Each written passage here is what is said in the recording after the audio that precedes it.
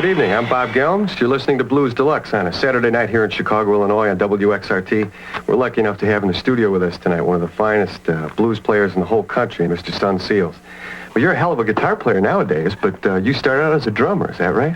Yeah, that's true. Well, as a kid, I used to get a chance to, once in a while, to go to the movies, to see the big bands, to count basses and all this stuff, the Gene Krupas and what have you, And more than anything else, the drummer kind of caught my eye, and I wanted to get into that. And my father, being a musician himself and had played drums, understood that I wanted to try to do this. And so he set out to try to help me, And I got into it, and luckily enough, I got pretty good, Yeah. I played behind Albert and different people, Earl Hooker, whatever, And finally, I got the guitar fever, and every chance I got, I'm fooling with somebody's guitar, until finally, a little of it rubbed off on me, and I'm glad it did because I love to try to fiddle. Okay, are you ready for the Earth? Are you ready for the moon? Are you ready for the sun? Please give a warm Chicago welcome to Son Seals.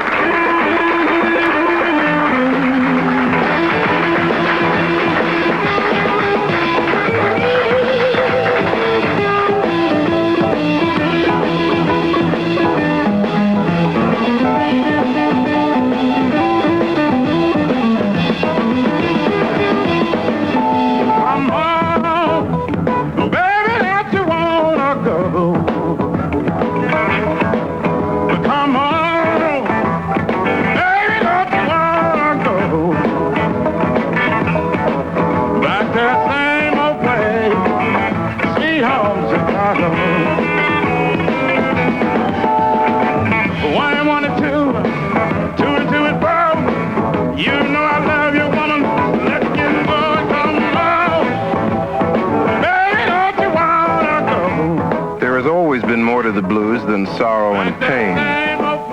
It is the music of survivors who can find a way to celebrate their lives even in the hardest times.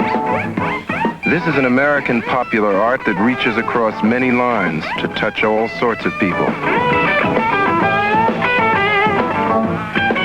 10 years ago, we stuck to more down-home alley type stuff, as opposed to now we tend to liven the music up more, to put more of a dancing type of stuff out there for them, and they accept this.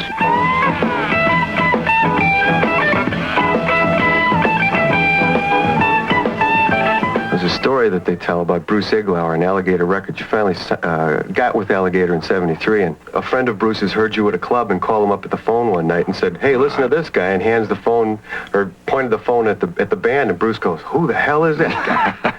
Son Seals. That's the way that it's supposed to have taken place. And I think a week or two after that, Bruce came down, and sat around and listened to us do a couple of sets, and finally he came up and introduced himself and said, "Well, how would you like to make a record?" and all this, Well, I've heard this a dozen times, So I said, "Well, hey, man," I said, "Yeah, okay, yeah, I'd like to make a record, who wouldn't, When I first came to Chicago, I was working as a shipping clerk for another record company, Delmark Records, who do some very good blues and jazz records. And I wanted Delmark to record my favorite band, which was Hound Dog Taylor and the House Rockers. And at that time, for various reasons, they weren't able to do that. And I essentially started a record company to make a record by my favorite band. I feel more comfortable and trustworthy towards Alligator than I would any major label in the country. Because, and I have my reasons, because knowing that if I was on one of the big labels right now, maybe we'd make $1 million or $2 million right quick. Maybe my contract would expire next year, and I probably wouldn't get it renewed. The company has grown from me working nights in a one-room apartment to 5 people who are operating now still where I live, in my house. I have 4 people arriving every morning at 9:30 and waking me up. There have been a lot of different types of music that have come, and they went since I've been with Alligator. But Alligator, kept the blues thing right there.